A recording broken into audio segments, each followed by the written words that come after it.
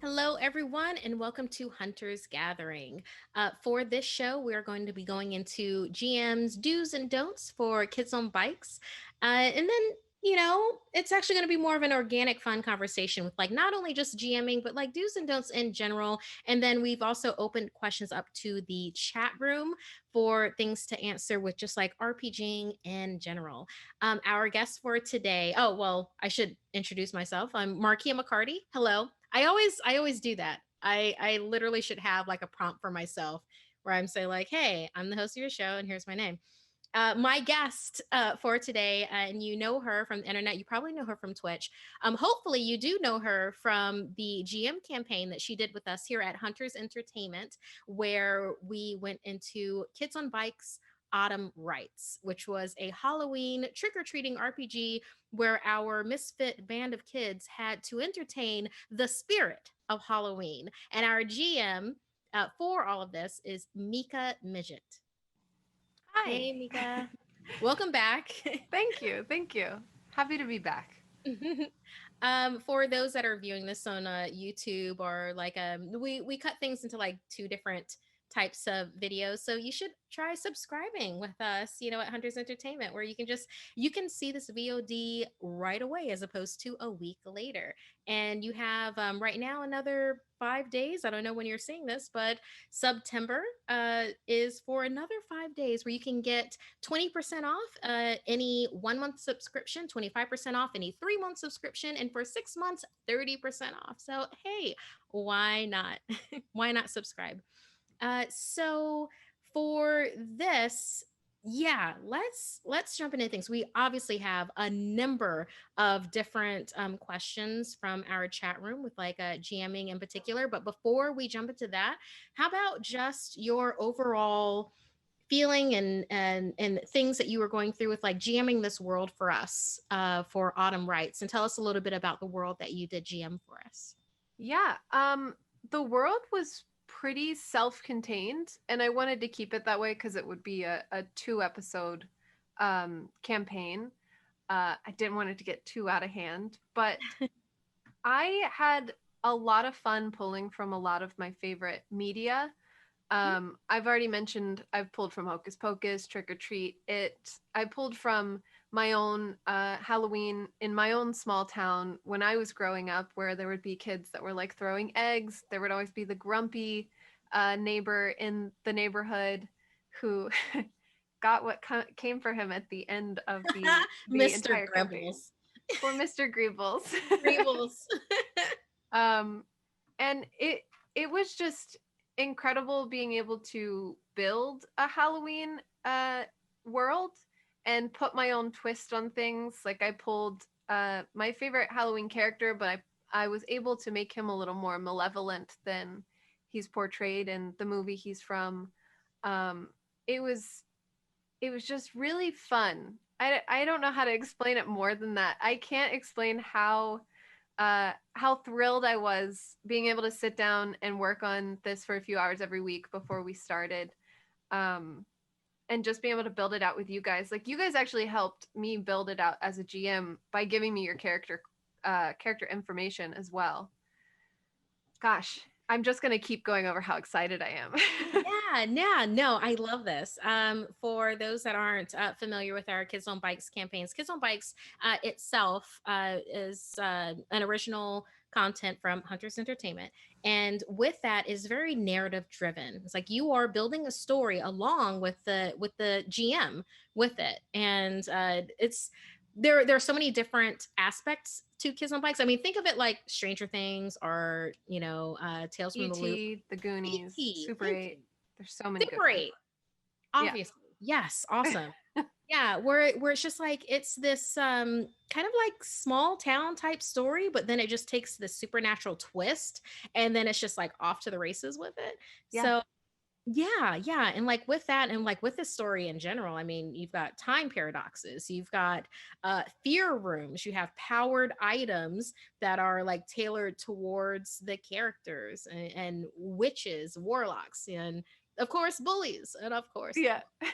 of course the bullies. And whenever I'm trying to do a campaign, no matter how long it is, I try to think of every episode, or at least if it's a 2 episode type thing, I try to build it out like the 5 room dungeon template or the Tales from the Mm. Loop template, where you always introduce the characters, you introduce the mystery, you let the characters like reveal the mystery, then you have a big reveal of the big bad or the big fight, and then at the end you reward them. And so I try to always follow that 5 step plan to really flesh it out. It's kind of like writing an essay in a way, where you Yeah. introduce everything, you hit your 3 points, and then you conclude it. And it made it really easy because I knew where I wanted to go, and I knew what I wanted to put in. I wanted to hit on the fears of the kids because that's in the character sheet. I wanted to hit on some super powered items, and I wanted to give them the ability to like buff themselves a little, and Mm. also trick or treat and have some Halloween experiences. Yes, because this is the month that we're in now. It's like October. Yeah. Fantastic. Yeah, I see someone in the chat room, Not Always Weak, said that they're not certain if the September discounts applied. Can you let us know if you did it from a laptop? Because apparently, if you do it from a laptop or a desktop, it's different from you doing it on a phone, doing it, via your mobile. So if you can let us know, Lauren, for that. So yeah. But going back to this with this campaign in general, I love that you, because we are the sum of their experiences, and I love that you pulled from the sum of your horror influence Yeah. experiences with this, and then we were just able to just have a really fun time within that world. And that's something that I would love to impress upon people that are on the cusp of building their own GM worlds, or those that have existed in other people's worlds, and how you can influence them, type of a thing. Because literally with what you said, where you said like you were having fun with the characters within this world, and then those that aren't familiar with the characters that we had for Autumn Rights, we had Cricket, who was a very eager scout, uh, very willing to help in any way, and seemed to always have the right tool in his backpack. We also had Journey, who was a goth loner, looking for inspiration for her next morbid poetry. Gloomy and inconsiderate, but also had a homemade Ouija board that came into effect actually in the story. You also had Tortilla, who he actually named himself Tortilla. His real name is Jaime, and he was like a provider, a very solid type, who was able to be a kind of pillar of strength Yeah. for, yeah, for I think, yeah, for the rest of the crew. And then you also had Marcy, and Marcy was germophobic, but was also hot on the trail to find her friend Ruthie that had gone missing. So with all of them, with like all of their different picadillos, they were able to help flesh out this world in different ways. Can you tell us some ways that the players might have fleshed things out for you for the world that you already had in place? Yeah, I already mentioned it earlier, but Oh yeah. the character sheet stuff, like Mm. Luis came into it wanting Tortilla to have had a Ouija board experience in the past. Um, Melee came into it wanting Marcy to have had a friend go missing, Ruthie. And I was able to use those and inform the campaign in that way.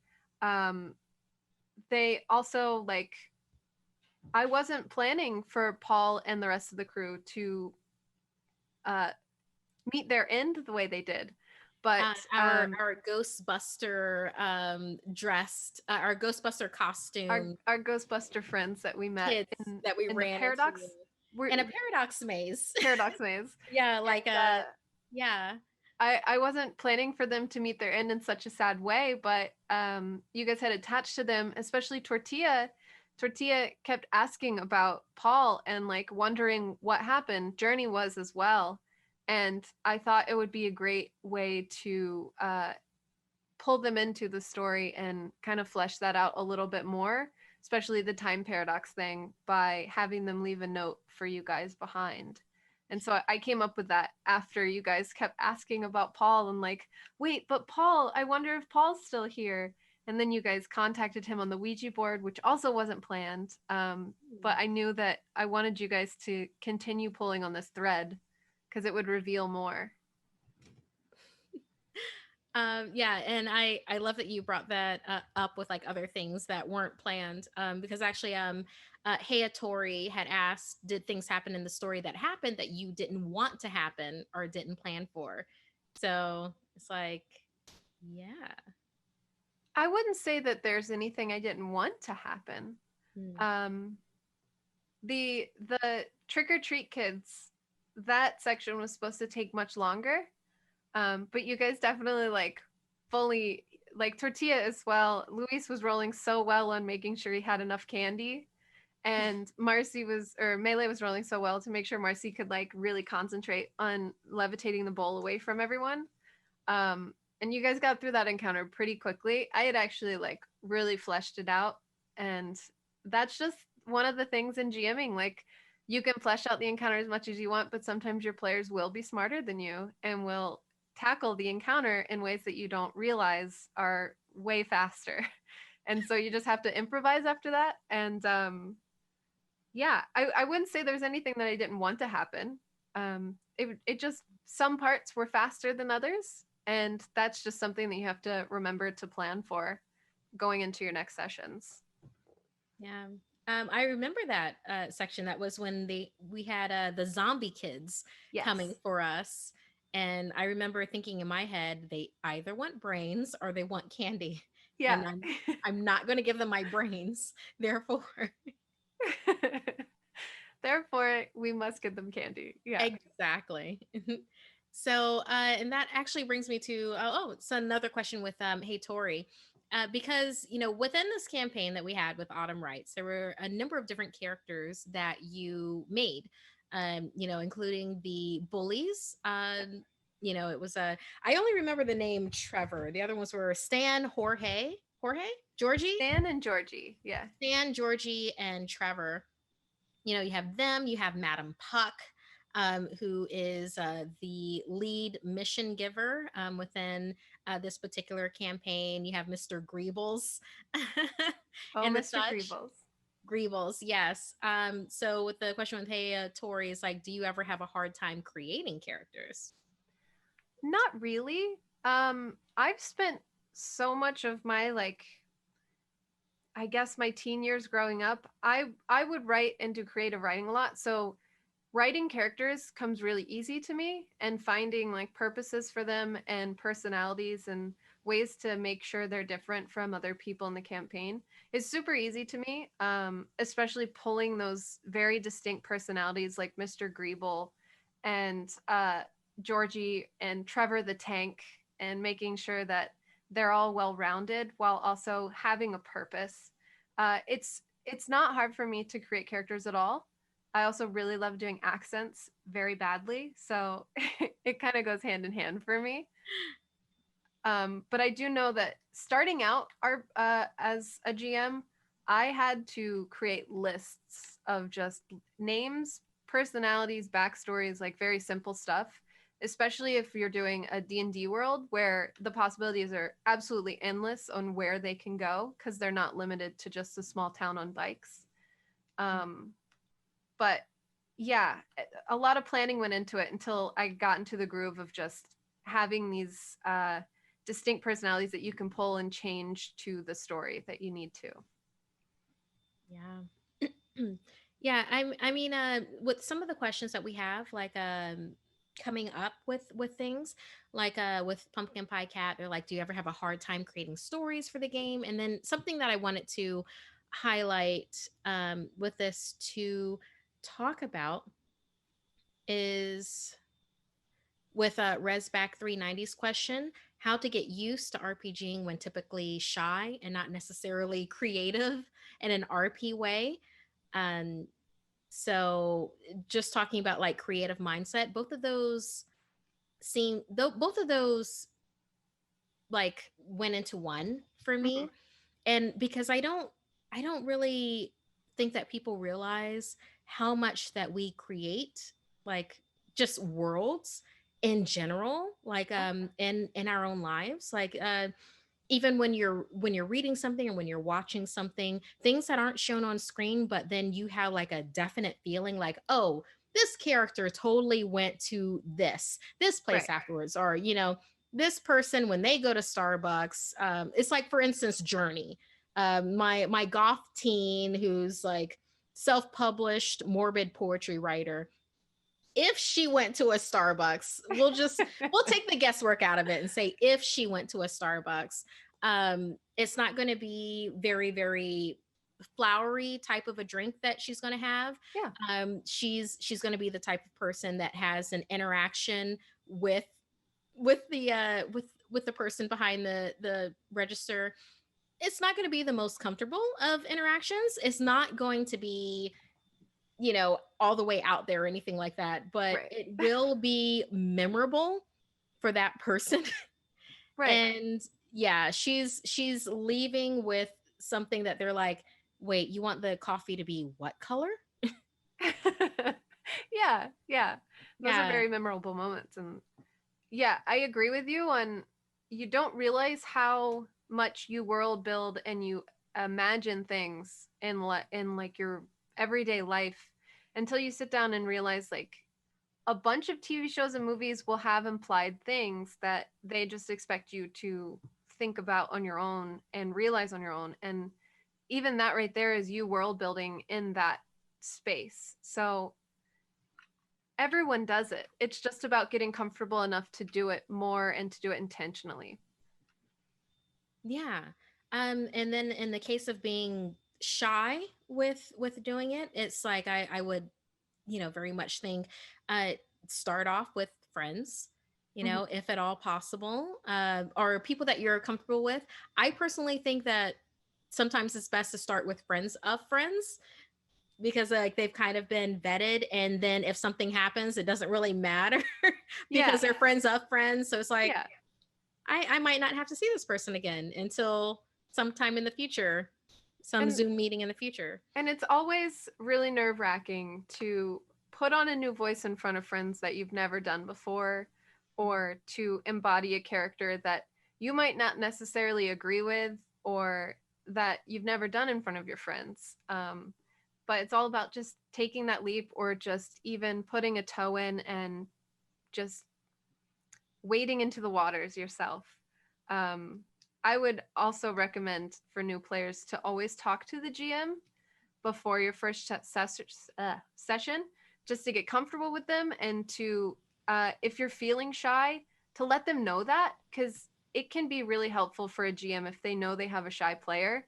So they know that they don't have to push you, or they're not going to sit there and make like an awkward silence if you're still thinking of what your character would respond with. Mm. Um, Having a good conversation with a GM before a session, especially if you're new, is really, really helpful. Oh my gosh, I so heartily like agree with that, especially when it comes to like veils and lines, for Absolutely. instance. For those that aren't completely certain what I mean when I say veils or lines, it's all about being comfortable with what you recognize that you are comfortable with within um RPG scenarios that could come up. Some people are, a hard line would be, let's say, graphic violence, that would happen. Most of the games that I choose to be a part of have that hard line of like super graphic violence, going into other going into other themes with that, but like Right. super graphic violence basically. uh and veils are things that it's like, hey, I'm good up to this point, but when I tell you that this isn't cool, then it's just not cool, and we just like fade to black. Right. Kind of a deal with it, with like a and then depending on, and you definitely know, depending on the different channels that you're with, each of them have their own set of like veils and lines, Yeah. for things. Usually the street lights tend to be, well, let me not be uh super American with this. The American streetlights where it's like green is go, yellow is like, hey, caution, stop, let's hold up a second, and Right, then red is full on stop. Basically those colors right. with it. And to go back more into it is if you're really shy about embodying a character, Alex Redeye, the community lead, is he a community lead in the Yeah, chat? Alex. Um, Alex, our community guy. He's like the community lead. said really an incredible thing. You don't have to think that you have to be an actor. You don't have to put on voices or accents. You don't have to act in a different way if you just want to relay what your character's doing and that's how you're comfortable. Just do that. You don't have to put on accents if you're not comfortable with it. Um, RPGs and TTRPGs are all about just like telling a story with your friends and feeling comfortable and having fun with it. It's not about doing it a certain way. Everyone are like role plays a different way. Everyone approaches it a different way. It's just about finding a group that you feel comfortable doing that with. Exactly. And it's also about finding your own comfort level and how you can expand things. Mhm. And always be aware of that like little voice inside of yourself that's like, you know what? I'm not cool with this. So how about we don't do this? Like, don't muffle that voice.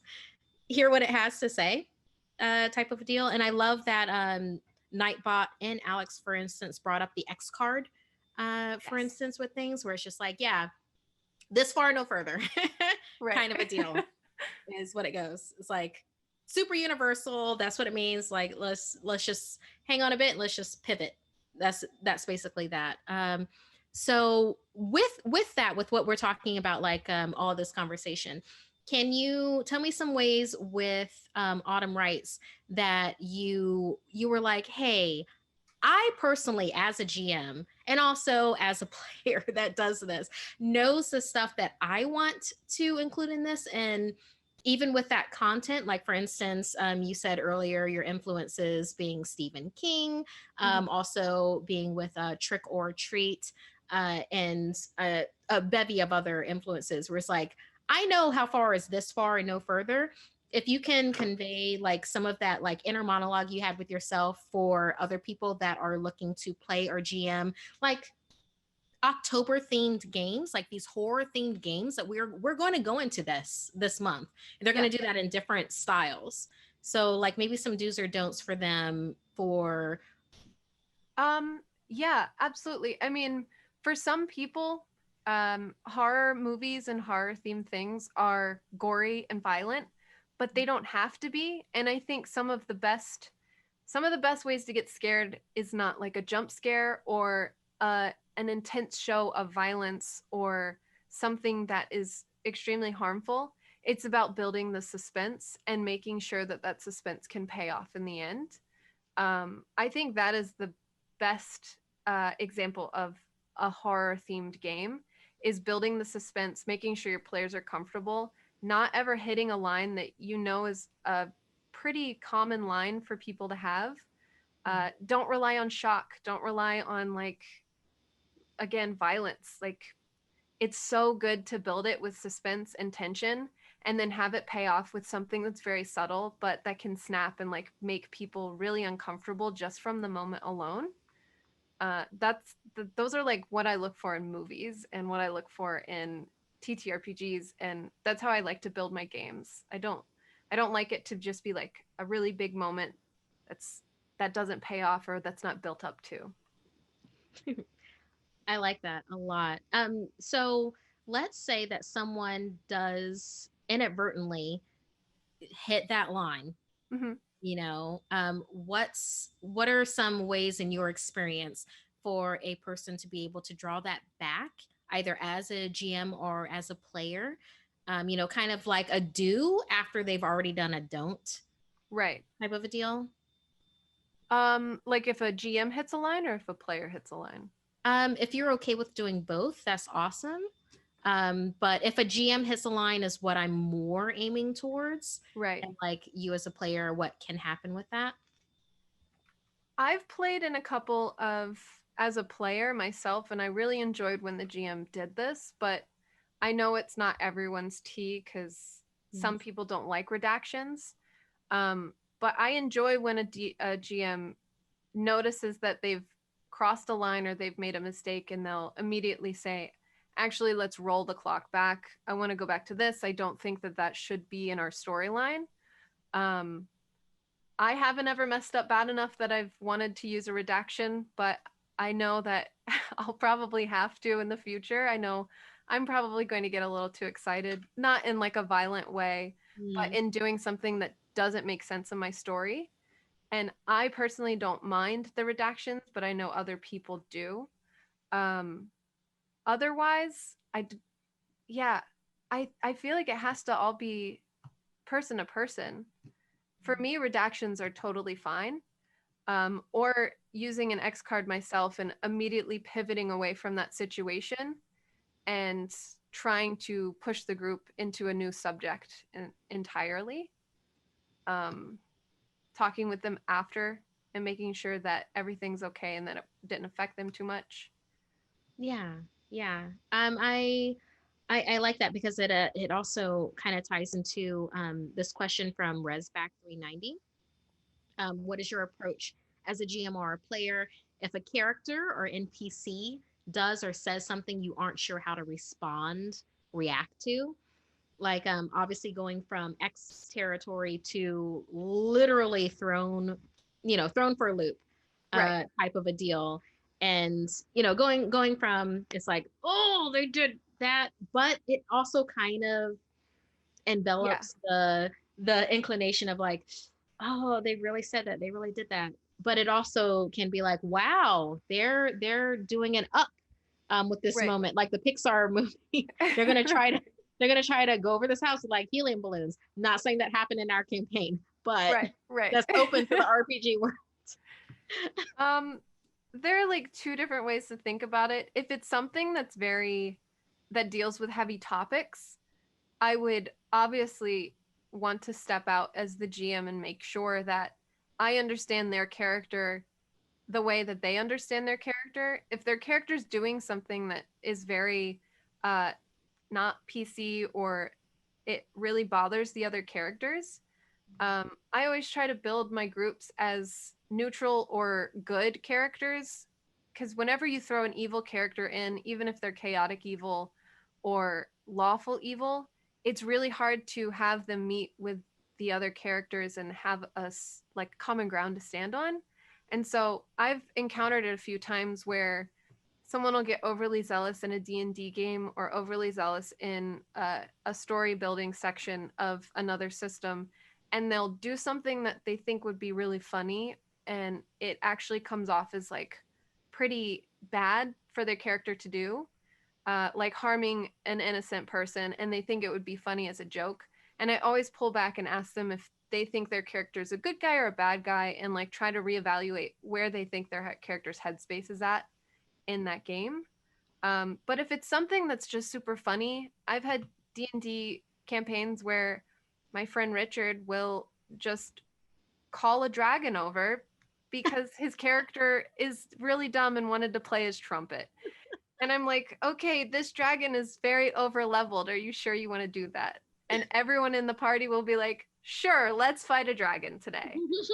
And so in that situation, I would go for it and roll with the punches and just be like, hopefully we don't get a TPK here, but we're going to just try it. If they want to do it, let's do it. I feel like that should be a t-shirt. Hopefully we don't get a TPK. Let's do it. Yeah, right. That could work in like so many different scenarios. Honestly, though. Yeah. Okay, so let's go into with things with GMing worlds, like with kids on bikes. I mean, obviously with Hunters Entertainment, we have like a number of different systems that we could have lured you in with Yes. in different ways. We have Outbreak if you want it to like get like or like Kids on Bikes is a really nice palate cleanser from the other campaigns that we've been doing on Tuesday nights, where yes, we've been doing Outbreak, where it's just like zombie survival horror, Right. crushing mechanics, and we never know if a bad roll is going to be your last type of a Yeah. thing. Stressful. And then having Kids on Bikes, which is like Not saying that isn't stressful because it is. It's just stressful in a different way. It's like just different muscles being utilized. It's like if it's like if outbreak was arms day, then kids on bike is legs day, Oh, because absolutely. there's literally a flight mechanic Right. built into like the character creation. So what is it about kids on bikes that you were like, oh my gosh, yeah, why not, let's do this?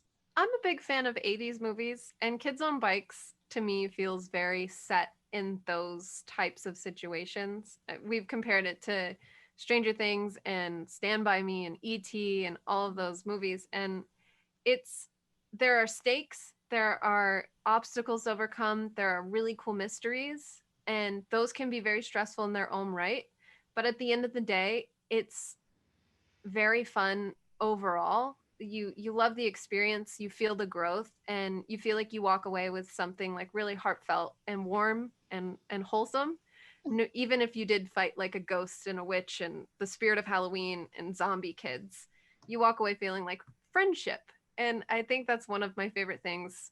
Every single campaign I've done with Kids on Bikes has made me feel like that and made me feel like a kid again, because you're just trying to get these mysteries solved and do good for your hometown. Right, you're just trying to get it done. You and your group of now besties, whether or not you were besties before this point. Because everyone knows what it feels like to be a kid and to want to be bigger than you are and then realize you're not, but having to get yourself out of that situation. Yeah. Yeah. And I think if anything, it's like really perfect for well, yeah, this year, but also like this particular season, like our Halloween season with it. Yeah, Very choice game for it. Big time. I heartily recommend me too. anybody. Yeah, do kids on bikes. There's also kids on brooms, teens in space, type of a deal.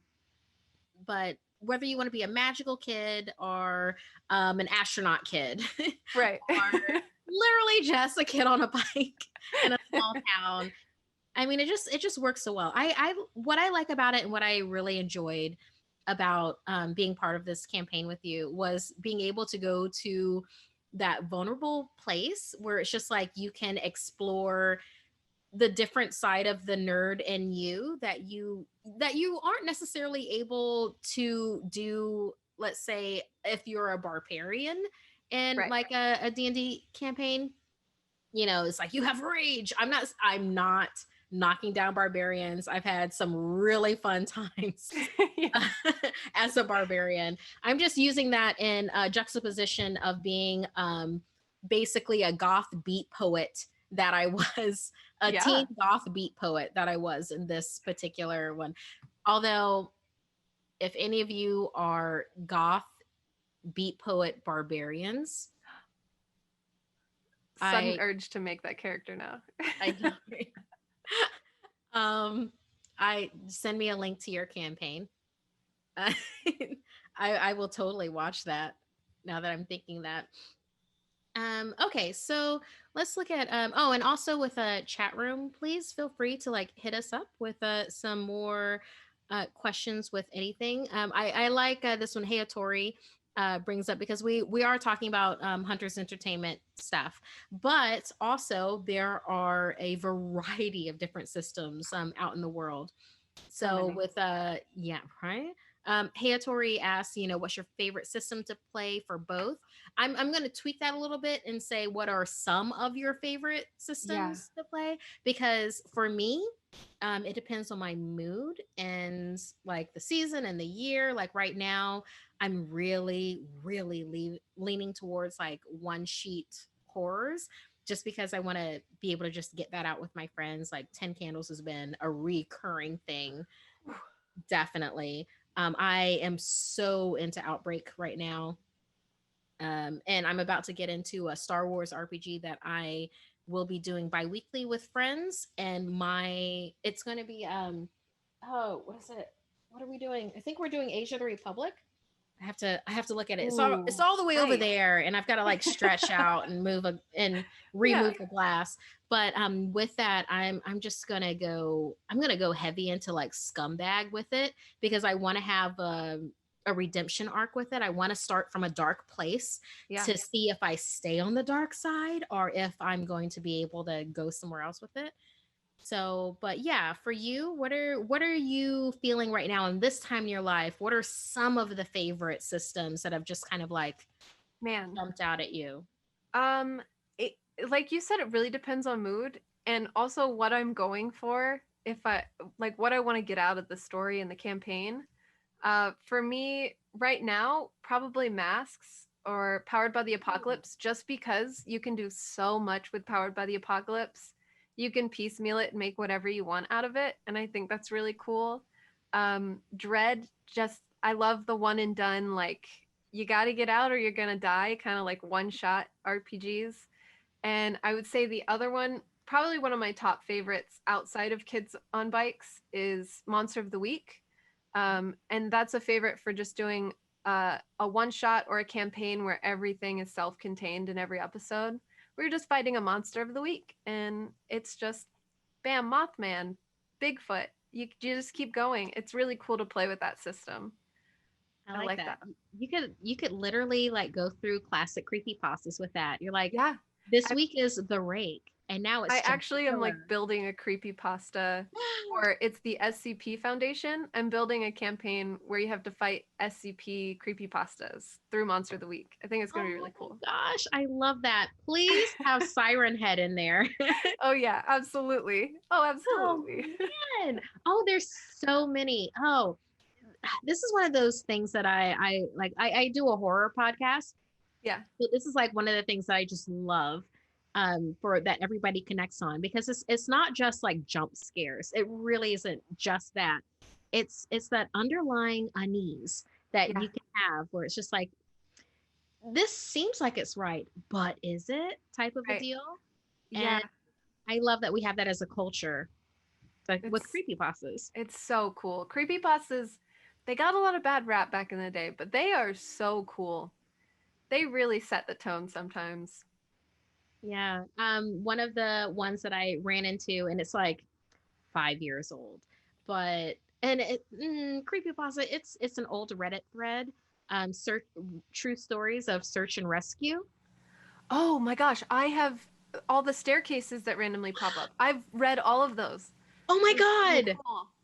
Oh my god! I when I read that, I was just like, that would freak me out so much. And then constantly being like, "Hey, what are these?" And having your coworkers be like, "Don't ever touch them. Don't ever go near them. Just walk away from them. You're gonna come across staircases. Don't don't do anything." What? What does that mean? Where did it come from? It's worse if they don't explain it. It's just like just give me something to go with here. Yeah. Yeah.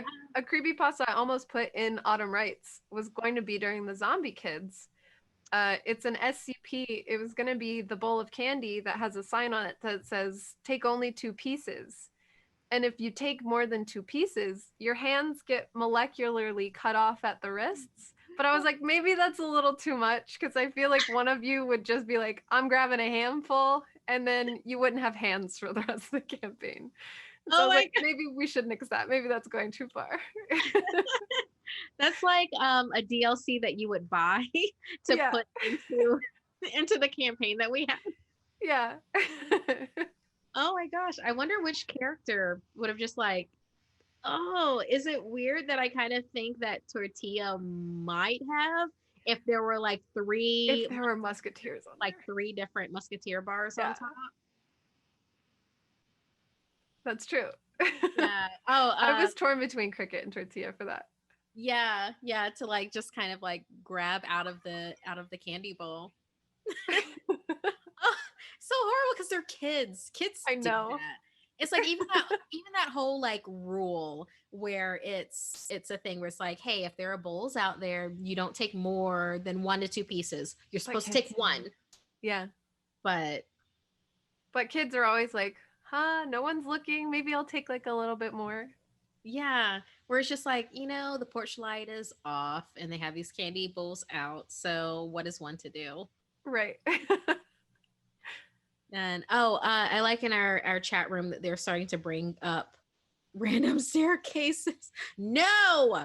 Zerai Broken Heart was like, if I saw one, I would go down it regardless.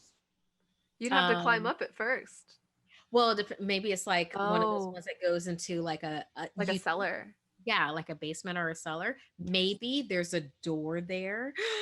No, I no would to want to all of check it this. out. I would be like, this is probably a nuclear shelter. I want to look at it.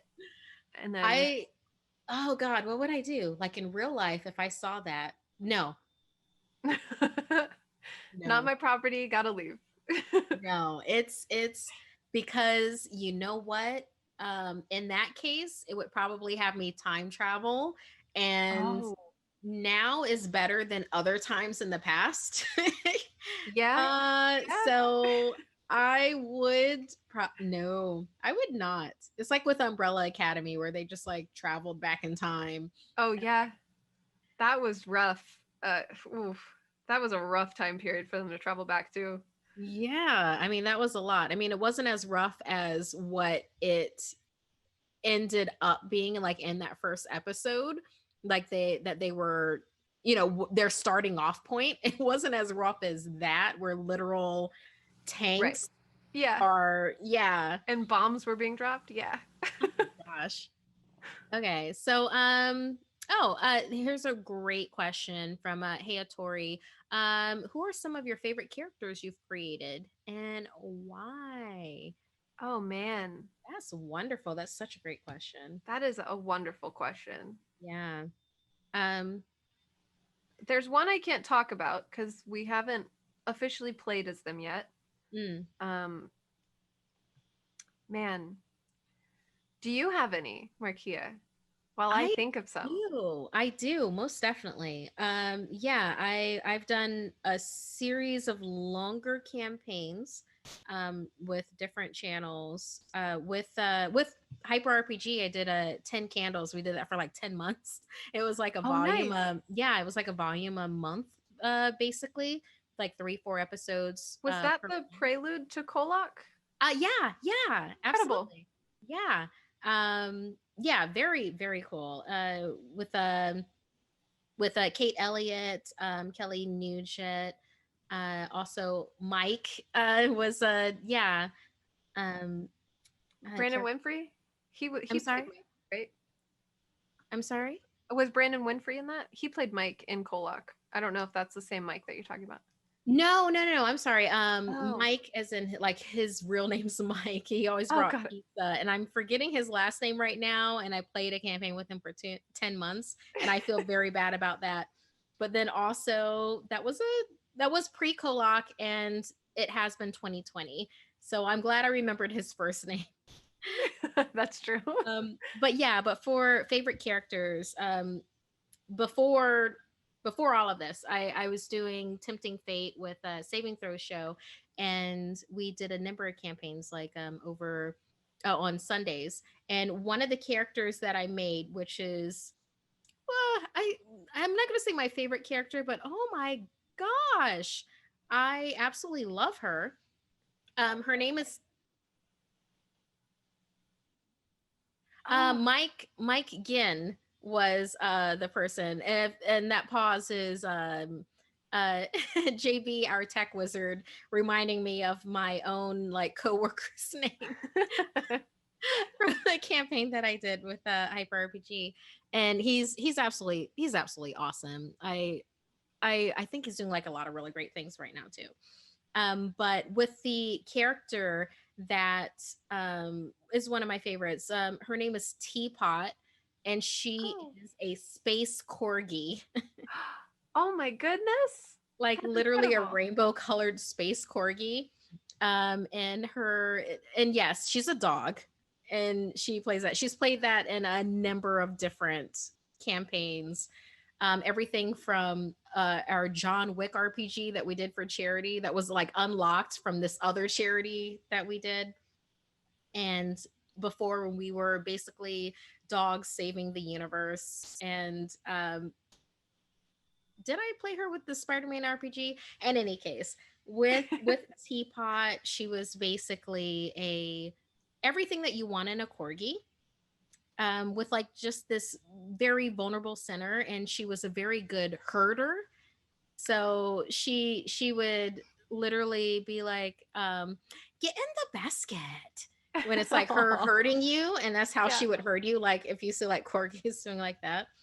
So that was a like talk about like a palate cleanser for things when it's like when you're going from being like from masquerade uh from going from masquerade where you're like a bruja with all this complicated backstory, and then the next one being, oh gosh, just I forget what, but of something equally heavy, and then you get to just be a space corgi for lasers Yeah. and feelings.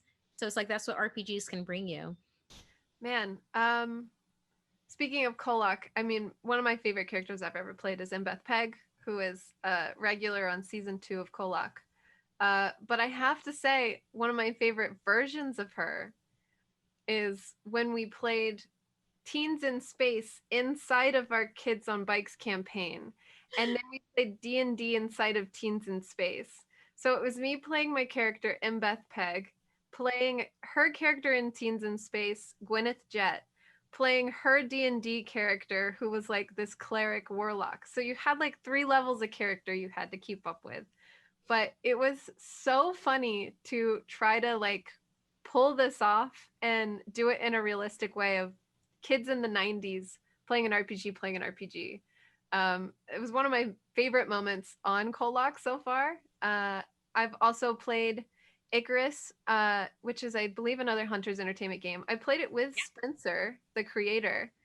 He Yeah. GM'd us a game, and I played a little like emo royalty kid who was just trying to save her family from uh, utter doom because the god of the world, the eater of the world, he was like this big snake god, was trying to eat their homeland.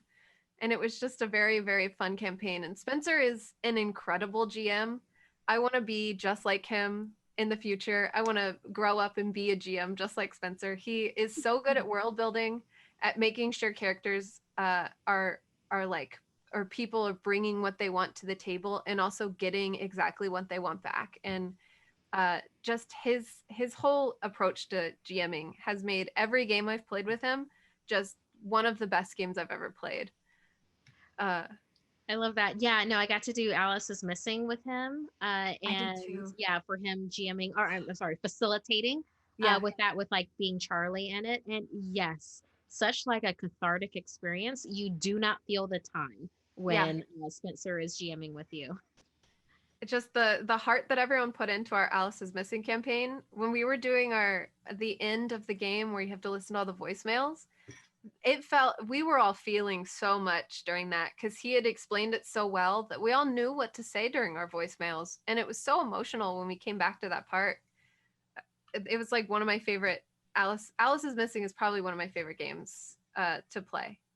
Yeah, I love how well it just like it just like what's a good term, slots in to how we have to interact now with Yeah. like gaming in general, with Yeah. like literally being able to do that over text message and not talking to each other, having the timer up with like the Yeah. music, like having that, and it touches so many places.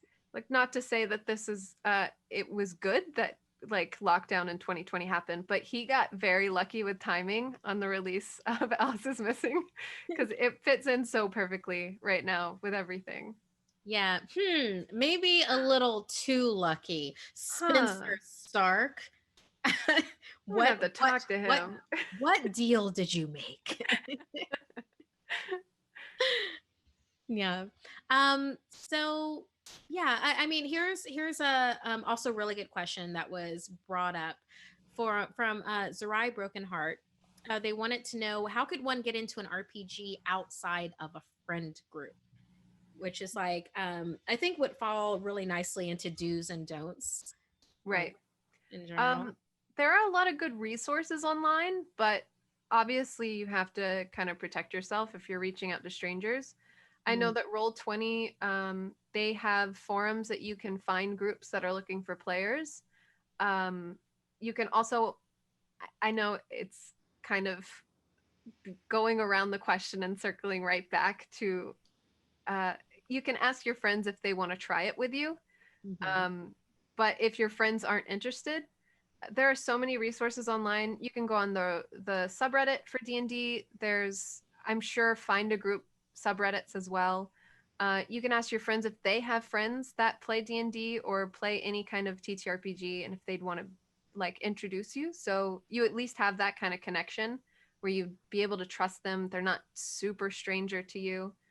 But one of my biggest suggestions is the Roll20 forum. I've heard a lot of good things from my friends who have used it. But as always, just be safe because they are strangers online, and make sure that you find a GM that is willing to communicate and willing to walk you through it if it's your first time. Most groups will be very nice to you if it's your first time and you make that known. Yeah. Um, that's like the most excellent advice. Like the only thing I could possibly like add to that is depending on the person's social media. Uh yeah, Facebook is Facebook. But there's a bunch of Facebook groups on there that you can become a part of. But also, like you said and like stressed really well, be careful about the people that you connect with Yep. in there. It requires extra effort, definitely. Look at their profiles, see if they have the same mindset that you do with things, or maybe the things that you would like to grow into doing or grow into having be a part of your life. Maybe ask them if they know about lines and veils in the X card, and if they don't, ask them if they're willing to implement it. And if they're not, maybe take that as like a, if you're willing to try with them, go ahead, but just definitely be careful. You definitely want a GM that's going to be communicative and is going to um, pay attention to what you need out of the campaign and like the things that you can't handle and are comfortable with. Yeah. Something that I wanted to bring up for helping like GMing and constructing worlds, and like you brought up earlier with like the influences being different horror influences that you have in your life. Just so, how do you feel about incorporating music or getting inspiration from music like into either your campaigns, or when you're like building campaigns, or when you're building your character? For instance, or like other kinds of media. Obviously, yes, movies, but it's like Right. for me, for instance, I just like no, I'm just gonna bring this up. For Teapot, Yeah. one of the inspirations for Teapot was Just Dance. Oh, by Lady Like Gaga? this, yeah. Well, it's like, oh, okay. I wish it was that. Just Oh, the Just game? Dance, the video game. Oh my gosh. and Okay. how literally like that will play at like every convention. They will have that, there will be a Yeah. stage with like a show, and people would be doing Just Dance, and they're like, hey, we're doing this now, this is a thing. And it's like people would agree that we're doing this thing right now. Yeah. Oh And it's like, I wow. love that. So I I really love that. yeah, so like for instance, so just using influences like that, or I'm just saying influences in a different way, which you already brought up about having like horror influences. I guess I mean, when like in your actual gameplay, have you Mhm. thought about, or have you incorporated different kinds of music, or is that something that you would like to do in the future, or like other things like having snippets or clips or whatever? Yeah, absolutely. It doesn't come up too often, like music, outside of like if the cast or the players want to listen to a certain like soundtrack to set the mood. I know when I play D&D, we'll go on like YouTube Watch together and we'll play the same like ambience, and then when we go into a fight, we'll play a fight song. But as to like incorporating it in, um, obviously, if it makes sense in the campaign, I would absolutely do it. I know I've had campaign moments where they'll go to a concert and I'll be like, you're listening to a band that sounds just like Fleetwood Mac. Just imagine Stevie Nicks is performing in front of you and she's a half elf. Just go with it. And then we'll listen to some Fleetwood Mac as we play out that scene. But yeah, it just depends on if it fits in well enough. Um, I love the Just Dance suggestion. I love that entire thing. That's incredible. I never thought to include video games like that. Yeah, no, some of my favorite soundtracks are from video games. Like the oh my god, the Skyrim soundtrack for Yes. years has gotten me amped. Like I realized one day that I was literally just leaving it on the title screen while I did other stuff. Oh, Like I so leave it on good. the background. I'm like it's just that wonderful, that good. And a bunch of games are like that. Minecraft, the music from Minecraft where you're just like soloing a survival world. Anytime I hear a snippet of that, I just get sent back to being 13 and like trying my hardest to build a cave home. And it really makes it evokes emotions out of me. So yeah. I love that because that's what it's about. It's like invoking an emotion, Yeah. and then just being able to like ride that wave in. Oh my gosh, I love that so much. um, and yeah, it looks like we. Oh, I want to thank our mods. Y'all are amazing. Thanks so much for all the stuff that y'all are doing. And I also love that we might have started something with talking about like stuff that just provokes you, just being able Yeah. to hear it. Yeah. Just like Absolutely. in general, like when it comes to character creation, definitely like GM stuff. One of the home games that I'm doing is Invisible Sun by Mhm. Monty Cook, and with that, our GM Jackson Lansing, he loves to incorporate, like he makes playlists. Like we've made playlists for each Oh, of our nice. characters. I do We've been that. playing this Yeah. game for a year now. Like we're coming up on our 1 year anniversary. It's I have no incredible. idea what he's going to do. Oh man. But yeah, it's a surrealistic like game on so many different levels. It's like anything goes type of a Yeah. deal with it. It also has like a tarot deck element, Oh like wow. so yeah, I that's love that. incorporated into it. I'm a death witch in that. um I realized I was a goth teen in your game. Yes, I'm a death witch in that, who also is a person that you would totally find at Burning Man. So Oh, you've just painted an entire picture for me. I know exactly what you're talking about now. so yeah, but he like does this whole background of just like made of music. You can choose to listen to it or not. Yeah. And that was one of the things that like it's something that I, depending on the GM, we might be trying to incorporate, Oh, because nice. there's technology limitations Yeah. basically with things, with like everybody having to do this now, Right. as opposed to anything else. Yeah. So yeah, yeah. But I know that there have been other people that I've run into that were like, yeah, I like to have certain back during the days when we could do like table around, be like, I like to have certain smells whenever they come in. It's like Yeah. literally would set, Oh, wow. food with like pumpkin spice candles or something. Yeah, I like that. Evoking any sense that you can. Yeah, I really like that. Yeah. I never thought of smells.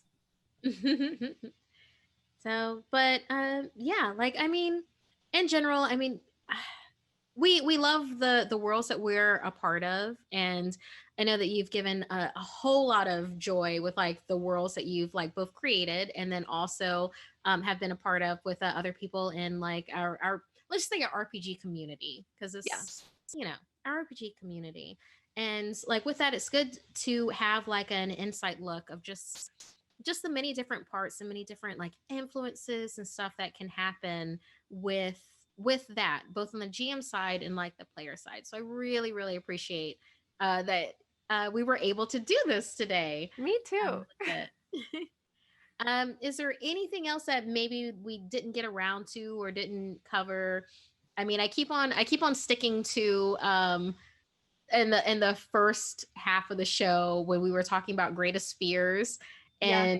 and yeah, thalassophobia keeps on Thalassophobia. coming. Yeah, it keeps on coming back to me because reasons, but that's something for people can you can Google that. But is there anything else that we maybe didn't get around to that you want to expand on?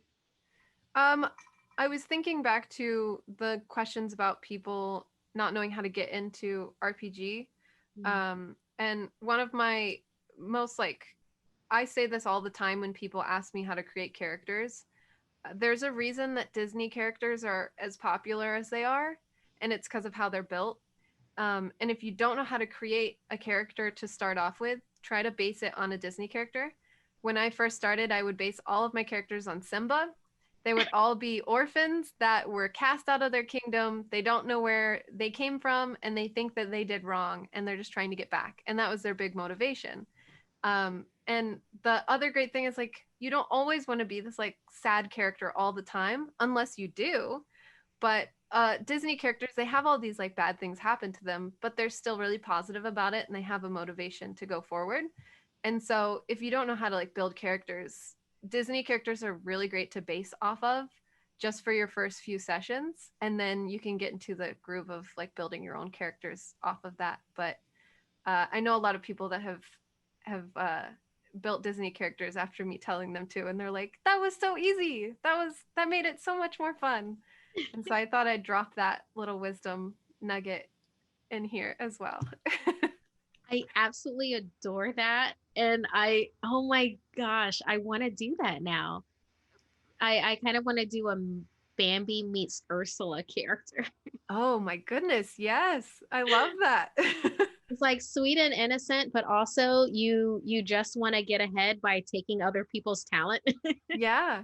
I love that. Wow. Like if that works out, I don't know. We'll see. We'll see in a Maybe future. Thumper and Ariel to go right with yours. Oh my gosh, yes. Oh, that would be wonderful. Thumper was like my favorite Disney character for like the longest time because it's just Thumper's like, I got a pet rabbit just for him and I named it Thumper. thank you. Same here. The way he ate the little purple flowers was just, it made them look so delicious. He was so cute. Which is why I love flowers on cakes to this day. Really? Actually, yes. Incredible. Yeah, like on Great British Bake Off, or I think it's called Great British Baking Show now. Yes. With that, when they do like edible flowers on that, or when Chopped does edible flowers, you Yeah. will see me sitting there like, put more on, put more on, More. more. All right. Okay. So thank you so much, Mika Midgett, Thank you. for joining us today for this great just GM do's and don'ts, kids on bikes and beyond type of a deal. For everyone out there, if you want to go ahead and be a part of our community here at Hunters Entertainment, for this particular show, Hunters Gathering, we have this every Friday at 6 p.m. PT, and we're always having like organic fun conversations along with a variety of different elements that we have, including live plays. We have live music that we've done before. I mean, there's a variety of different things and more things coming along the way. So go ahead and subscribe. If you're watching this on YouTube, like and subscribe to know when the next video comes out. If you're doing this for Twitch, think about becoming a subscriber because then you don't have to wait as long for our VODs, which come out about a week after they originally air for our non-subscribers. But no matter what, please keep playing. Play good games with good people. Find those good people. They want to find you.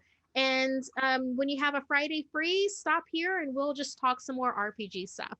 So I've been your host, Markeia McCarty, and see you next Friday.